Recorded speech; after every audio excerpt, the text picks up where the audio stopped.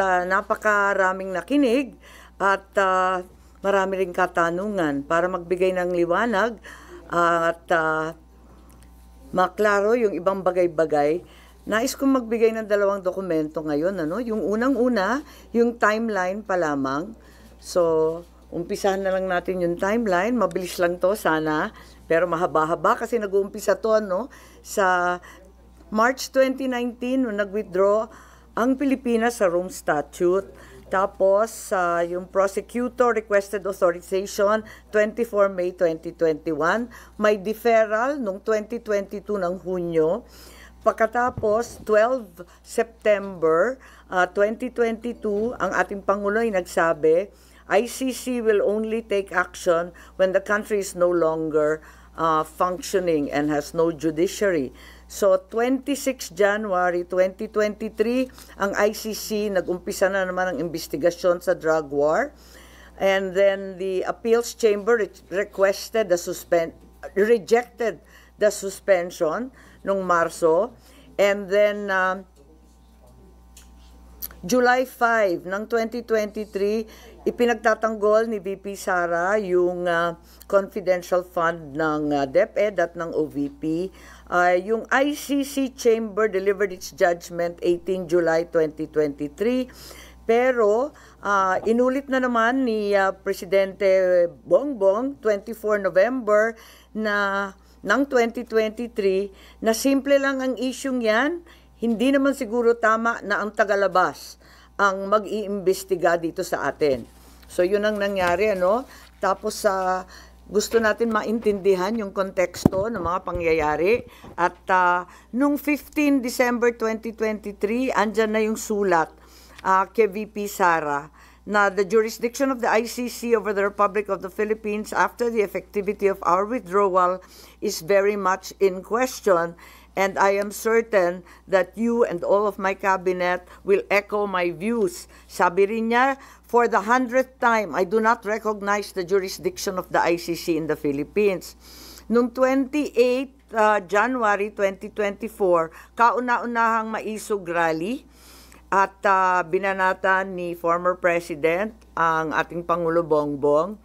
Noong 29 January, kick-off rally ng Bagong Pilipinas, pero kasabay din ang candlelight prayer rally ni Presidente Duterte.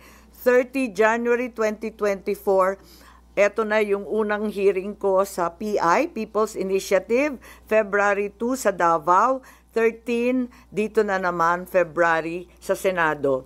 And 20 February, si Pangulo ay nagsabi, I don't approve or deny it, but the ICC haven't done anything illegal. Ito yung tinutukoy ni Secretary Boying na pagbabago. Once they do, we will do something about it, but we are an open country. 19-2024, June. VP resigns as DepEd Secretary. 20 July, maisog, rally liwasan. 16 August, first Quadcom in Bacolor, Pampanga. 22 September 2024, VP Sara says, hindi naman kasi kami talaga nag-uusap. Hindi kami magkaibigan unang-una. Ayun na. And then 12 October 2024, sabi ni PBBM, I don't know anymore. I'm a little dismayed to hear she doesn't think we are friends. 11 November 2024, nag-attend si former President Duterte ng 11th Quadcom hearing. 13 November 2024, E.S. Bersamin said local authorities would consider cooperating with the Interpol if the ICC seeks the intervention of the International Anti-Crime Body. 14 November 2024, nung nakaraang taon, ang sabi ng ating Pangulo, if that's the wish of Duterte, we will not block the ICC. We will not just cooperate. 28 November, first bicameral conference tungkol sa 2025 GAA. And the 2nd of December 2024, first formal impeachment case against VP Sara.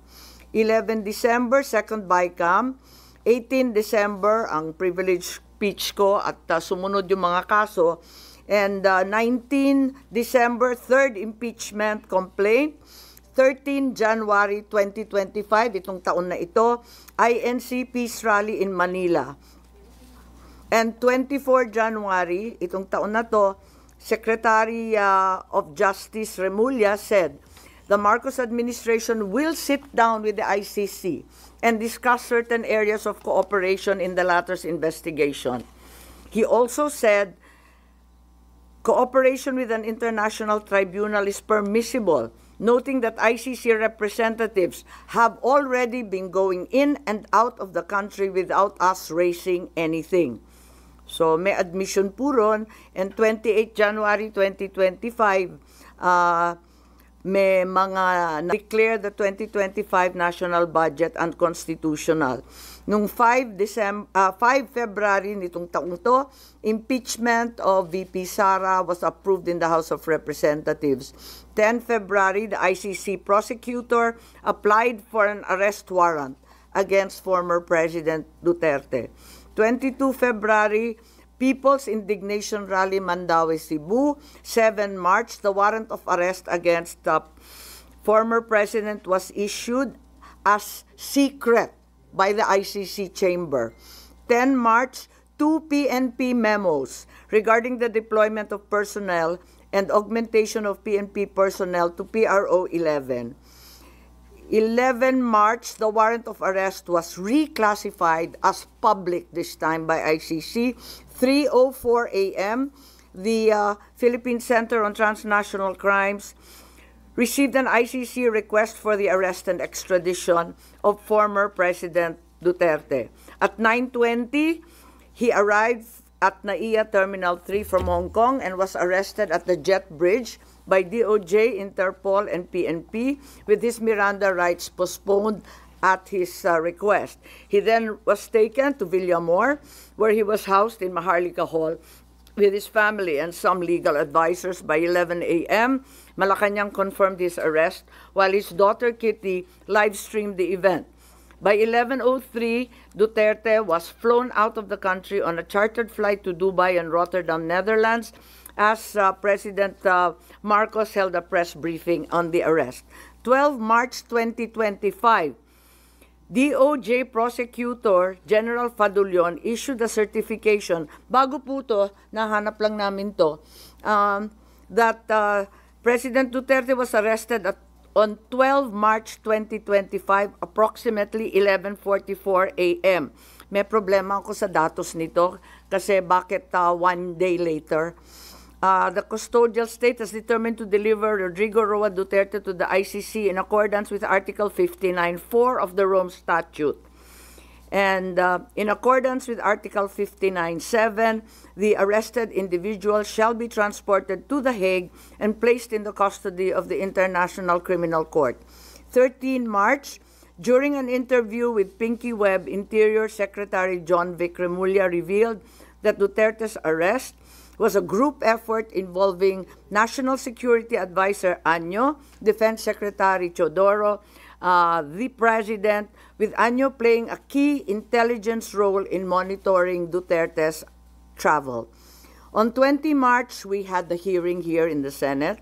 The highlights of the hearing were the denial of Año of any involvement in the arrest, and John Vic, SILG Remulla denied planning and said that the group effort pertained only to chismis. PCTC said the Interpol issued a diffusion, not a red notice, and Justice Secretary Remulla claimed that ICC has jurisdiction over individuals and crimes despite the withdrawal of the Philippines from the Rome Statute because international humanitarian law is already customary law.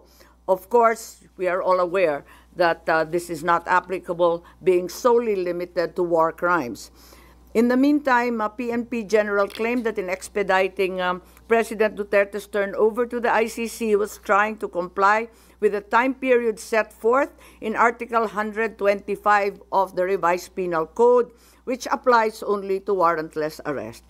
A 24 Horas report revealed that Philippine authorities had planned Duterte's arrest since January under Oplan Tugis by the PNP-CIDG, and that Duterte sought asylum in China, but this was later denied by all parties.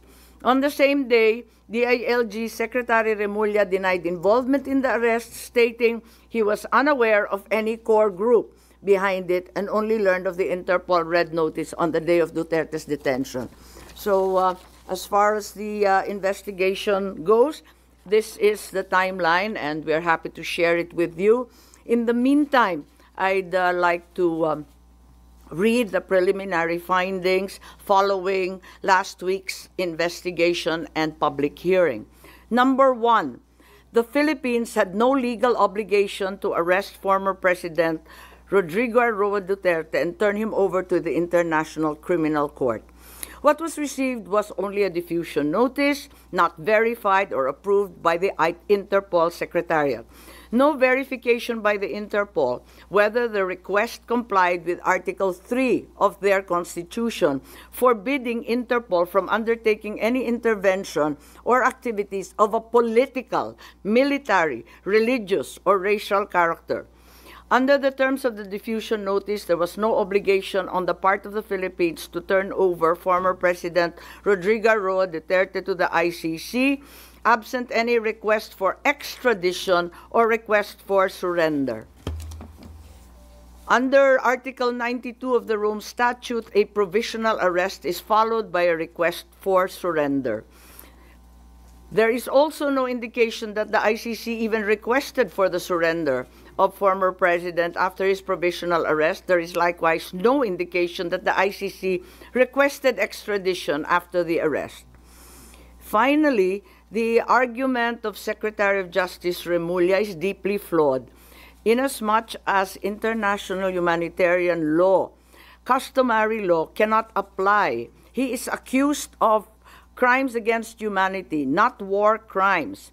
IHL refers to war crimes. Procedural administrative matters such as court processes do not become part of customary international law. IHL is international customary law, but the jurisdiction of ICC cannot be considered customary under IHL. The second finding, the Philippine government decided to assist the ICC to arrest the former president. The administration already started preparations prior to March 11. The PNP mobilized units on March 10. The National Security Advisor, Anyo, was already tracking the former president's camp before the arrest. Even before the ICC prosecutor applied for a warrant of arrest, there was already statements by key executive officials that the administration will cooperate if the ICC courses the request through Interpol to arrest the former president. Finally, the claim of the Department of Interior and Local Government Secretary John Vic Remulla that the supposed group effort was only based on rumor is incredible. This attempt to cover up what was already aired on media and what had already come to pass was an indication of a comprehensive plan to arrest the former president already being in place even before the date indicated in the ICC warrant of March 11. Finally, my third preliminary finding was that there were glaring violations of the rights of the former president. The constitutional safeguards guaranteeing liberty and due process of law were not observed. No warrant was issued by a Philippine court. The arrest did not fall within the exceptions of a warrantless arrest. Meanwhile, General Torre invoked 125 article of the revised penal code only applying to warrantless arrest. The constitutional safeguards for the right to liberty of abode were also disregarded. No court order was issued mandating that the former president be taken out of the Philippines against his will. Former President Duterte was deprived of the right to be visited or to have conferences with immediate family members under Section 2F of Republic Act 7438. General Torre admitted he did not allow Vice President Sara Z. Duterte to visit former president in Villamor Air Base, contrary to RA 7438. Former President Duterte was further denied the right to be brought to judicial authorities under Article 59 of the Rome Statute. The former president was also denied the right to apply for interim release under Article 59 of the Rome Statute or the right to apply for bail under prevailing jurisprudence on extradition. However, during the public hearing of March 20, here at the Senate, the Secretary of Justice insisted on the inapplicability of the Rome Statute. But a DOJ certification signed by Prosecutor General Richard Fadullon stated very clearly that the DOJ made the following determinations. As competent authority of the custodial state, the arrest issued complies with Article 59 of the Rome Statute. To recall, DOJ spokesperson Clavano released a statement last March 13 saying, ang naging role namin ay competent judicial authority. Kami na ang nag-attest na lahat ng proper processes ay ginawa. Similar to Prosecutor General Fadullon, the DOJ spokesperson showed that the article cited in the Rome Statute had been complied with.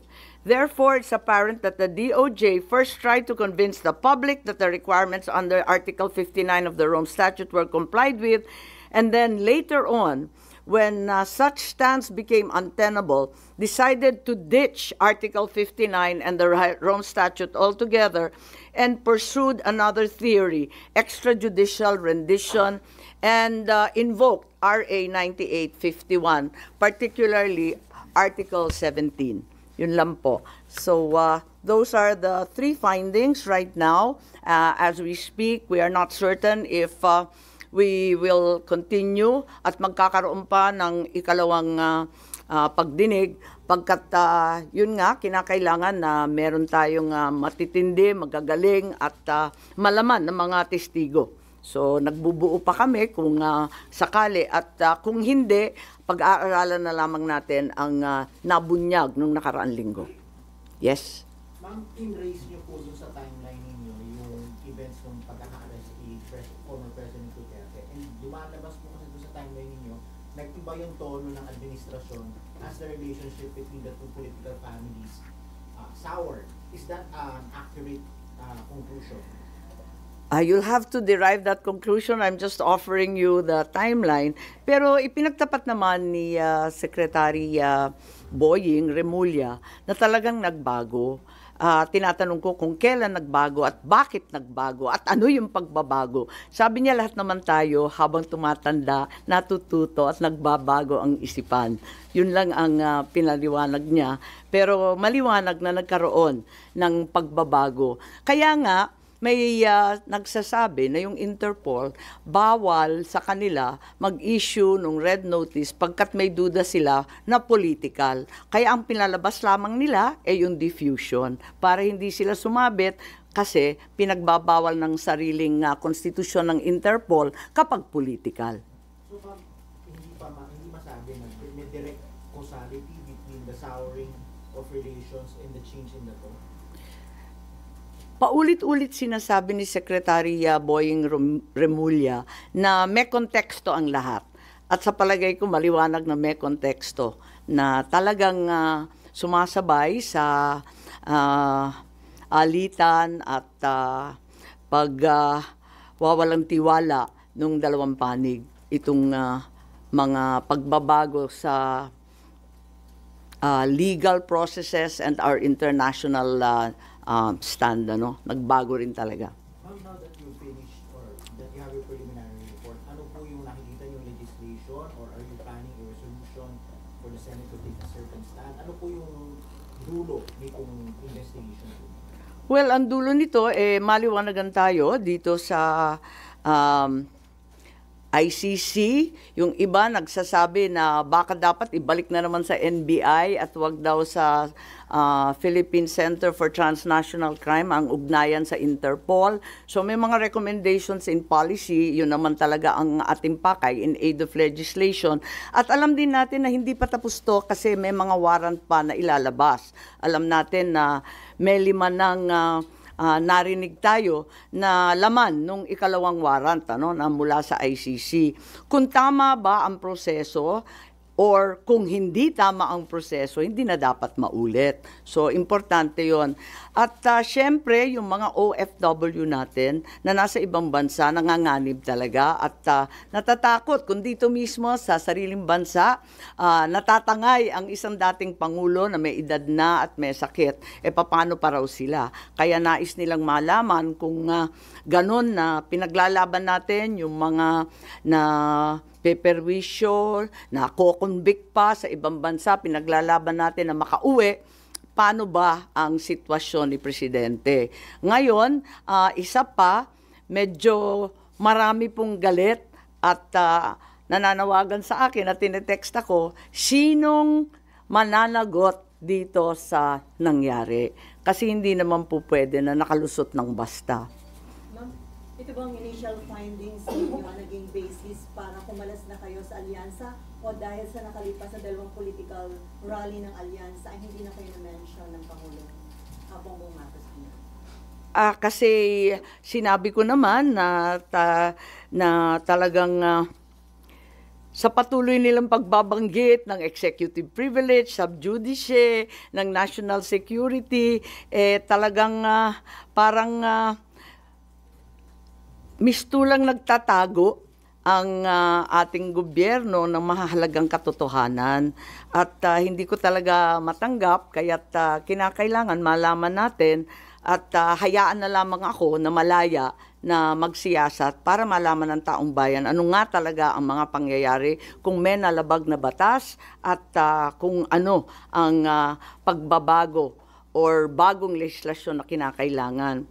At tulad ng sinabi ko naman, mula pa nung umpisa ng halalan, mananatili akong independent.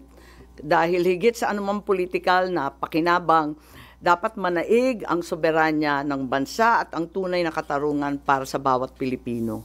So, wala kayong pag-uusap pa rin ni Pangulong Bongbong Marcos Jr.? Oo, wala. Matagal na yun. Oo. So, sa tingin niyo, minasama ng Pangulo yung pagkandak niyo pa ng hearing tungkol sa nangyari pag-alis?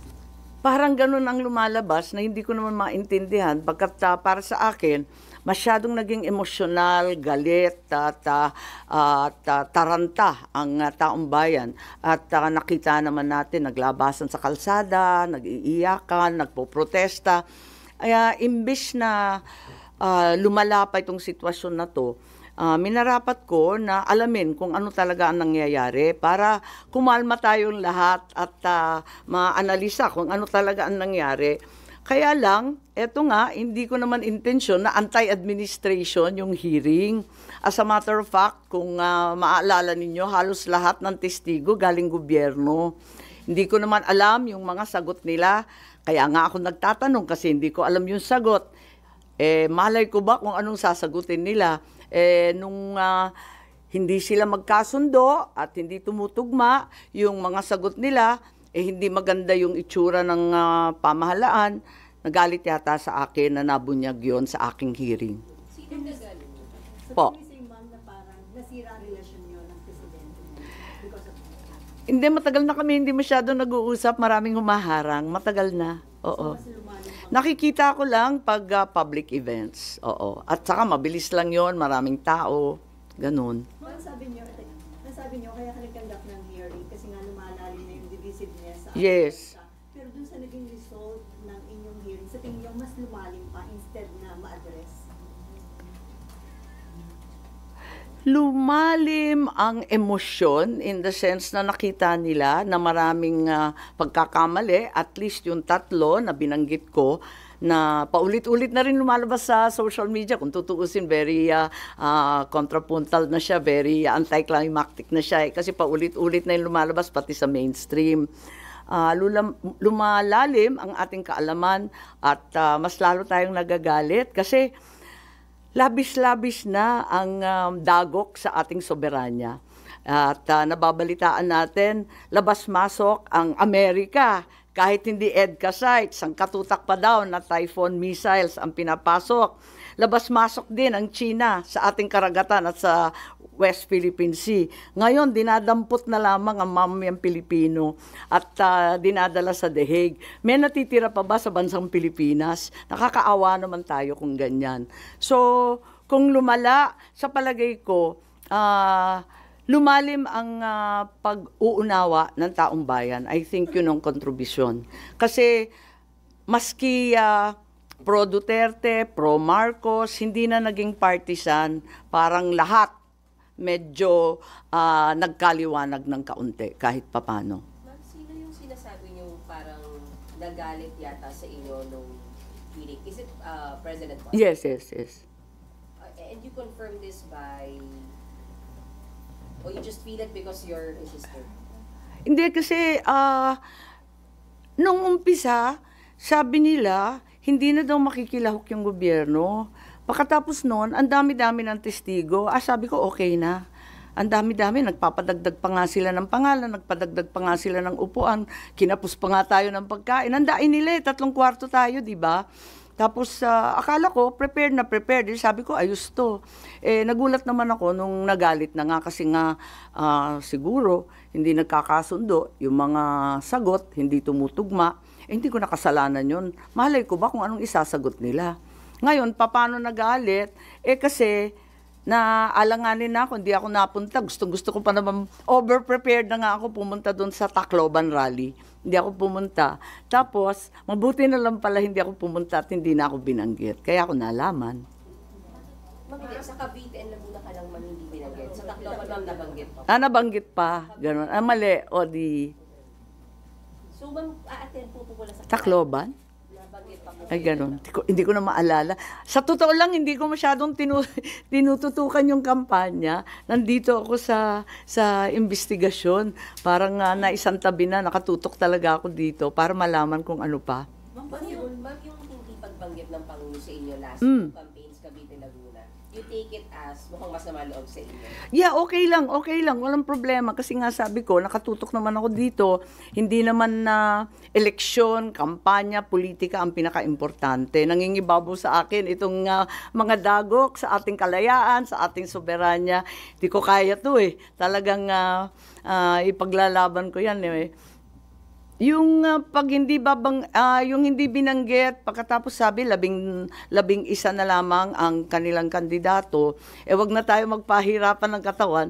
Sabi ko, kakalas na muna ako kung nahihirapan kayo. Mas madali naman ganun, okay lang sa akin, walang problema. May offer bang PDP laban ma'am para i-adapt kayo? Ang sabi may nag-aampon, hindi ko masyadong pinapansin kinakarir namin to Naduling-duling na nga kami kagabi Just in case open kayo ma'am, kung sakaling i-adapt kayo ng PDP laban. Alam niyo maganda naman yung libre, di ba? Yung malaya. So, mulat sa poll, sinabi ko, independent ako. Pero yun nga, dun sa lawag, syempre, yung anak ko nagmamaktol. Bakit hindi ako pupunta? Di pumunta ako, ganun. Tapos may mga kaibigan, pumupunta. Noon pa naman hindi naman ako present sa lahat ng lugar. Oo. Sa Carmen Davao, absent ako dun. Ayun. Tsaka sa Dumaguete yata, ewan ko, saan ko ba hindi masyadong pinuntahan. Pero wala nakikipag-usap right now sa inyo para mag-offer na. Wala naman. Siguro, nabunutan rin sila ng tinik na sabi ko, kakalas na lang ako para simple at klaro. Parang maliwanag na maliwanag. Magbalik ko lang po kay former President Duterte. Is it your conclusion as chairperson of the Foreign Relations Committee that what happened was extraordinary rendition? Hindi pa tayo maabot doon. Yung binasa ko 3 pa lang, preliminary finding pa lang to, na talagang walang obligasyon ang Pilipinas na i-aresto si dating Pangulo, na yung ating pamahalaan ang determinado na lumahok doon sa pag-aresto ni Presidente Duterte at ikatlo na nalabag ang ilang karapatan ni Presidente Duterte sa ilalim ng Saligang Batas ng Pilipinas. Ma'am, hindi totoong biglaan, pinagplanuhan siya. At tinitignan pa namin yung dates kung kailan nag-umpisa kasi walang kaliwanagan. At paiba-iba nga yung version. May lumabas nga na nagulat din ako yung March 12 lang, yung DOJ, kung bakit ganun. Tapos na ang lahat, tsaka lang pala natanggap ng DOJ. Ma'am, kasi yun yung claim ni Vice President Sara na it was an extraordinary rendition. So, ma'am, ano yung nakikita yung grounds for it to be considered as extraordinary? Wala pa kami dun Inaalam pa lang natin kasi nga preliminary pa lang to. Tinitignan ko pa lang dahil ang taas pala ng interest di ko akalain na ganun kadaming manunood. Tanong ko lang po ayaw niya bang manalo? Bakit niya makakala sa administration at this point? Oo nga, sabi nga suicide bomber nga daw ako Parang lagi nila pinagmamalaki yung kanilang machinery. So why do this now? Because it's more important to me. May bagay na mas mahalaga sa politika. May bagay na mas mahalaga kaysa sa kampanya at panalo. Anong ibig sabihin ng senador na walang bansa? May kahulugan ba yun? Pero hindi yung indication na mas matimbang ang mga Duterte kaysa Marcos. Palagay ko, lampas-lampas na to sa Duterte at Marcos. Ang pinag-uusapan na dito, yung soberanya ng ating bansa. Mabigat na to Ibang usapan na to. Kung ano-ano nang dagok ang nangyayari. Eto nga, yung mga EDCA sites, yung mga Typhoon missiles, yung sangkatutak na banggaan, kuno, dyan sa West Philippine Sea. Ano lang matitira sa atin? Pati yung mamayan, dinadampot na lamang at naging probinsya na tayo ng dahig. Sabi ni Senate President Escudero, hindi daw na-compromise yung sovereignty ng bansa dun sa pag-aresto at pag-surrender kay Digong sa ICC. Kasi sabi niya, under existing laws, yung daw mga akusado ng crimes against humanity ay pwede talaga ireklamo sa ICC. And then, Pilipino at hindi dayuhan yung nag-file ng kaso sa ICC. And then, wala pa rin daw kaso dito si Duterte. So, walang local court ang naagawan ng jurisdiction dun sa pag-surrender kay Duterte. Wala rito si Senate President Cheese, hindi ako makikipagdebate na wala siya. Ba't nanininigan kayo na na-compromise yung sovereignty? Yes, very clearly. Sorry, sabi niyo, may mas mahalaga kaysa sa kampanya at panalo. So you're willing na matalo dahil sa pakikipaglaban niyo dito sa ICC arrest ni Pangulo? Hindi naman ako matatalo. May kandidato bang matatalo? Siyempre, lahat ng kandidato naniniwalang mananalo. Mas maraming Pilipinong nakikinig sa katotohanan kaysa sa kabulastugan. Kaya naninindigan ako na kinakailangan ipaglaban at tayuan. Ang mali ay mali, ang tama ay tama, ang batas ay dapat mangibabaw sa lahat. But you admit, ma'am, or do you feel na naapektuhan yung kandidatura niyo dahil sa Baliktad yata. Ramdam ko baliktad. Kasi maraming tao na hindi naman masasabing pro-Duterte, hindi naman sasabihin na anti-Marcos, na nagalit sa pangyayari. And you feel that will help your candidacy, ma'am? Hindi ako nag-imbestiga para mangampanya, para sumikat. Labis-labis na nga yung sikat namin.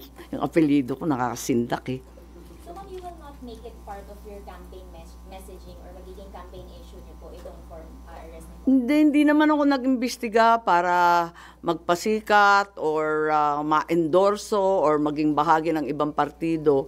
Nag-imbestiga ako para malaman kung ano talaga ang nangyari at kung talagang nasunod ang batas ng Pilipinas, kung talagang kaya natin tayuan ang ating soberanya at kalayaan. So, may nakikita na po ba kayo so far kung sino yung dapat managot and anong violation? Yun nga, ang tinatanong ng lahat, sino daw kakasuhan. At yun pa ang inaalam natin. Kaya nga, maraming nagsasabi, bitin, dapat magka-second hearing. Sabi ko, basta makaproduce tayo ng testigo. Kasi kung hindi naman malaman at makatotohanan, ano naman uusapan natin? Maraming lihim. Ang maliwanag, malabo. Yun talaga, napakaliwanag sa lahat na ito. Maraming kinukuble, maraming pinagtatakpan, maraming hindi totoo, at marami tayong dapat siyasatin. But sa ganong level, ma'am, ng usapin, paano po yun? Cabinet Secretary level po ba yung dapat managot? Ano po yun? Hindi ko alam. Tulad ninyo, alam ko lang ang rineport ko, at sa ngayon, hindi pa maliwanag talaga. Ang daming loose ends, ang daming butas ang daming malabo. Ano pa pong lalaman din ng second hearing po? If you get witnesses, then what will... Well, unang-una, magkaliwanagan dun sa sinasabi ng international law, hindi naman pangkaraniwang practice yan, hindi naman araw-araw na yan ang pinapractice ng abogado. Kinakailangan siguro yung ex-justice, yung mga framers ng konstitusyon, ang dating mga mambabatas. Hindi ko alam, or else yung mga expert din sa international law. Pagkatapos nun, yung iba pa. Maraming nagsusulat di ba? Pero pag nabasa mo yung pahayagan, parang hindi naman sila neutral, parang lahat may panig. Iniiwasan natin yon hanggat kaya. Pagkatapos noon, yun nga, yung katulad ng sinabi ko kanina, yung mga OFW, gusto malaman kung talagang maipagtatanggol ba natin sila. Eto na nga, dito sa Pilipinas, paano pa daw sila nagkakayod at naghahanap buhay sa ibang bansa.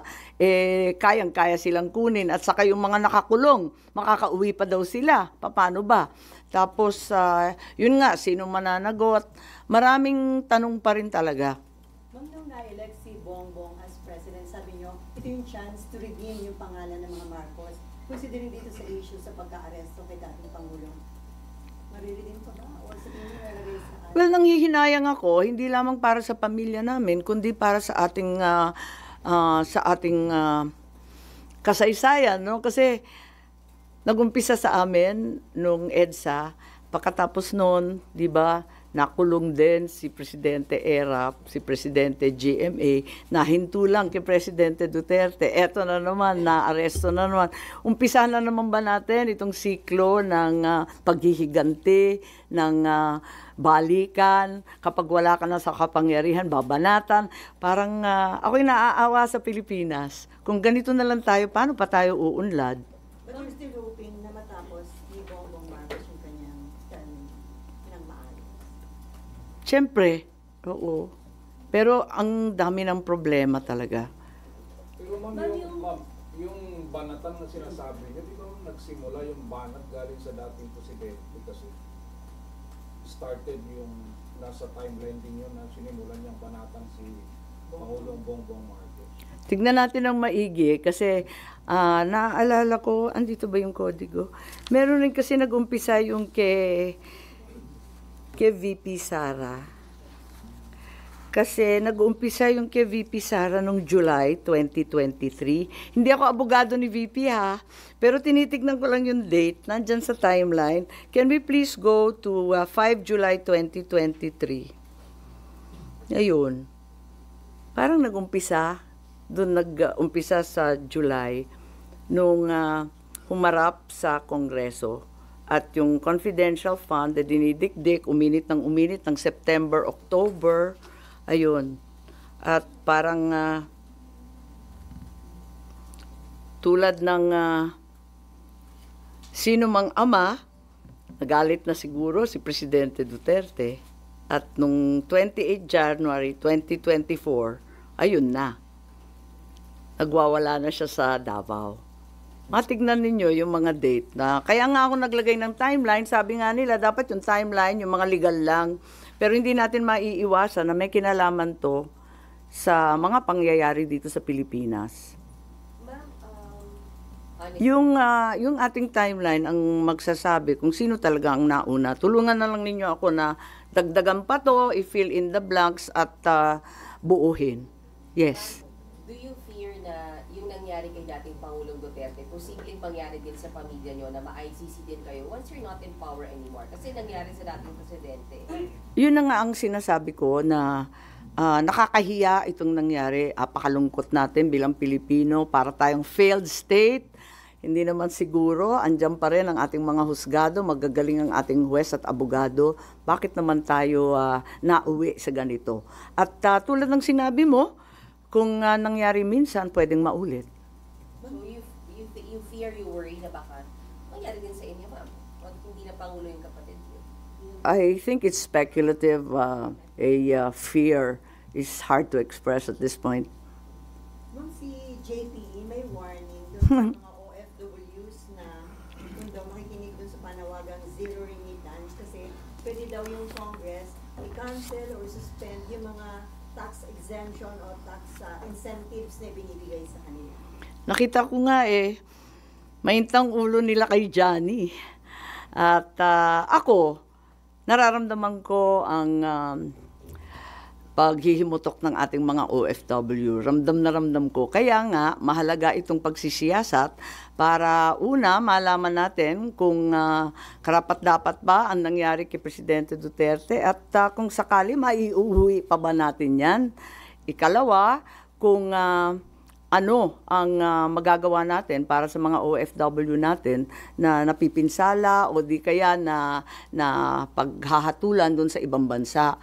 Pero yung paghihiganti na babanatan mo rin ng tax, ng yung mga travel tax na sinasabi at yung iba pang benepisyo, wag naman, wala namang ganunan, pambihira naman. Sila na nga nagbubuhay ng ekonomiya natin, sila pa ang uupakan natin. Hindi naman yata tama yun. But you're hoping na sana wag nilang gawin yun kasi ang maapektuhan, hindi lang yung family nila, kundi economy natin. Well, naintindihan ko sila to what extent na talagang gagawin nila, hindi ko alam. Pero malaking tulong sila sa ating ekonomiya. Sila talaga nagpapalutang na napakaraming pamilya rito, lalong-lalo na sa Ilocos. Kaya alam na alam ko yan. So against kayo doon sa possibility na isuspend yung mga incentives nila? Wag naman. Walang ganyanan. Oo. Baka mainta ulo. Ma'am, sabi po ninyo, mayroon pa pong next hearing malamang. Hindi ko pa sure kasi nga nagbubunga kami ng testigo. Kung sakali, agad-agad sasabihan ko kayo. Pero ma'am, kung magkaroon, do you expect na mag-cooperate or may mahuhugot pa kayo from the executive side particularly? Hindi ko nga alam kasi marami nga nagsasabi, nagalit, bakit nagkaganon. Abay, hindi ko naman sinasadya, hindi naman anti-administration. Inimbita ko nga, puro gobyerno. Halos wala ng testigo yung kabila. Kung hindi pa nag-video call si VP Sara, wala na yung kabila, sa totoo lang.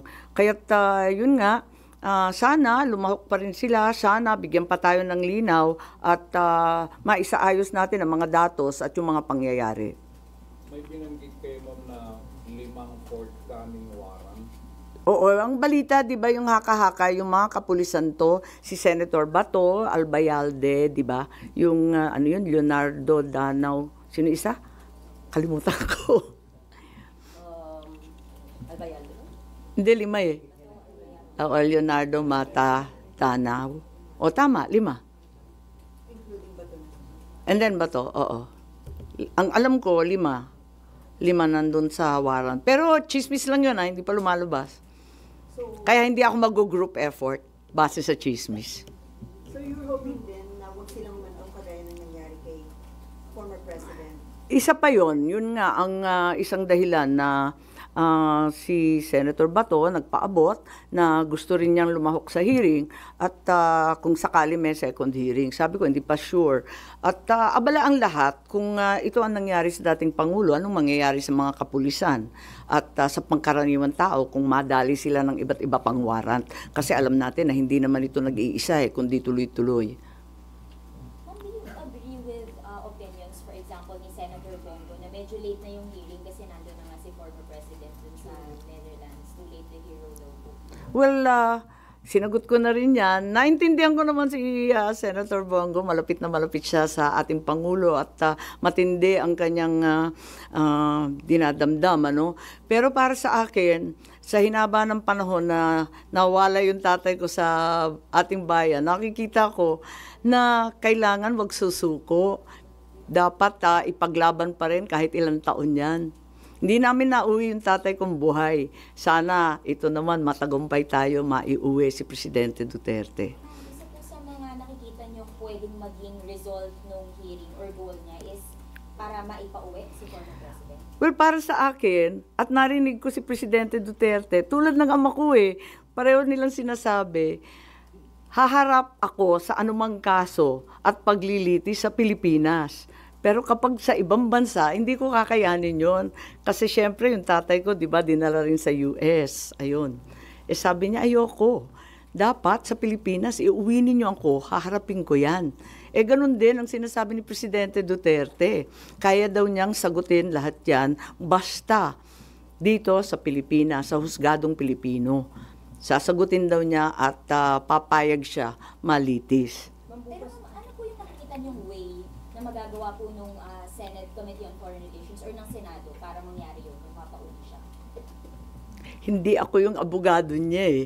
So, ang nagagawa lang ng Senado in aid of legislation, oversight, kung ginampanan ba ng lahat ng ahensya ang trabaho nila, lahat ng tungkulin ba, ang karapatan pang tao ba na ibigay, lahat yun. At kung kinakailangan, papalitan ba natin ang sistema ng ICC, Interpol, ng Philippine Transnational Crime, at saka nung RA 9851, yung extradition treaty na pagkaluma sinulat pa ng tatay ko. Maraming batas kasi na palibot dyan eh.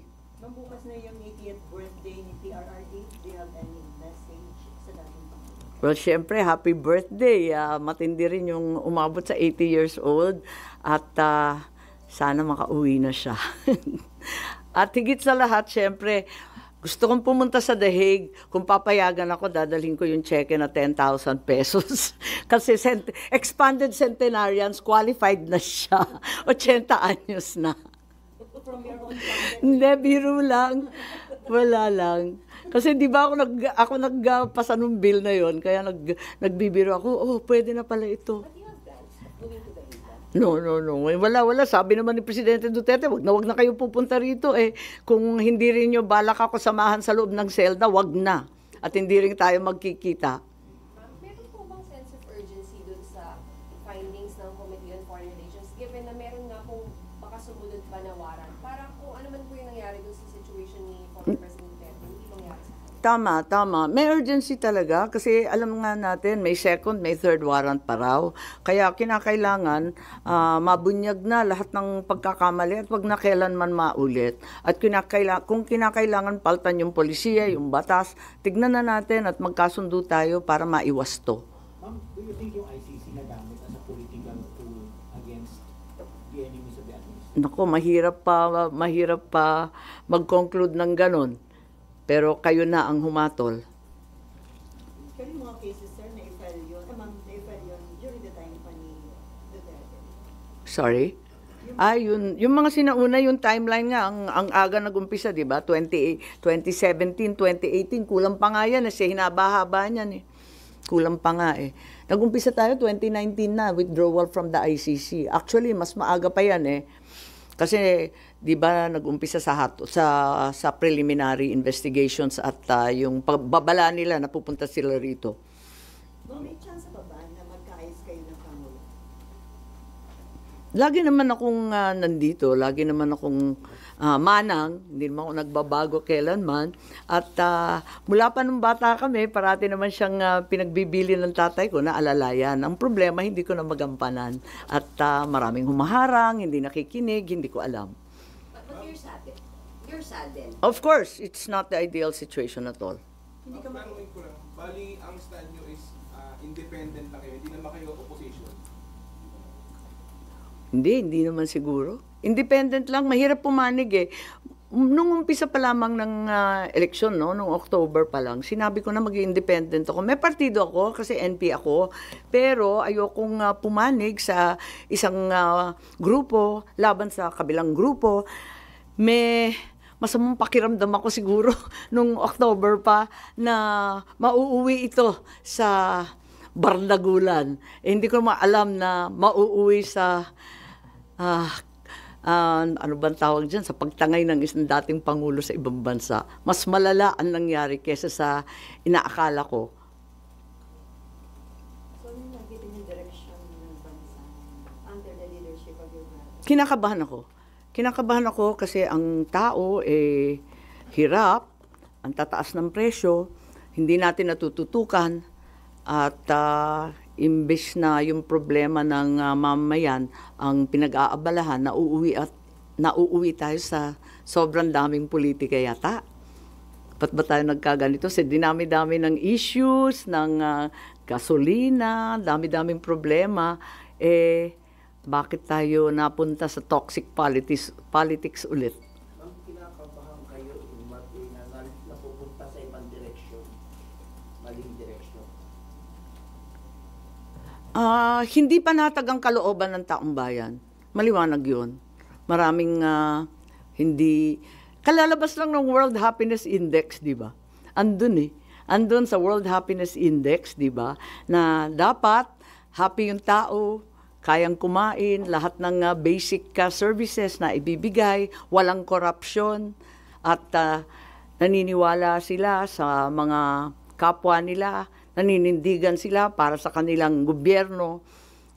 Marami doon kulang sa atin. Ma'am, thank you. Ma'am, pahingi kami ng ganito. Oo nga eh. Amin na lang. Zero. May kopya, no? I think you have copies. Bibigay na lang. Yeah. Ha? You have, diba? Okay. Sana digital copy, better lang. I think they have this. You have a link somewhere?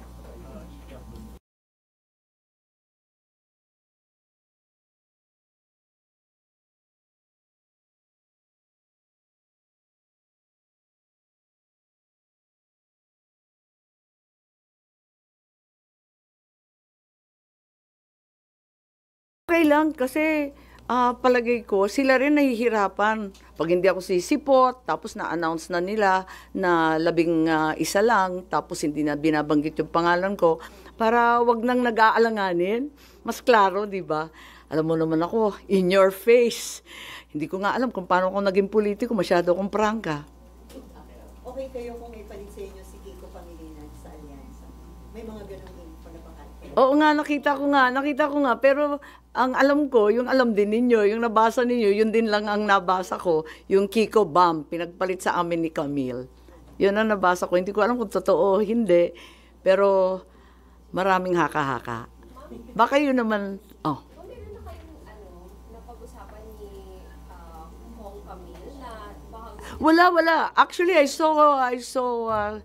saw her dad yesterday. Wala namang binanggit. Tinatanong ko, may direktiba ba ang NP? Sabi nila, wala. Yung NP kasi, chill kasi na kwan yun eh, na partido. Hindi masyadong nakikialam.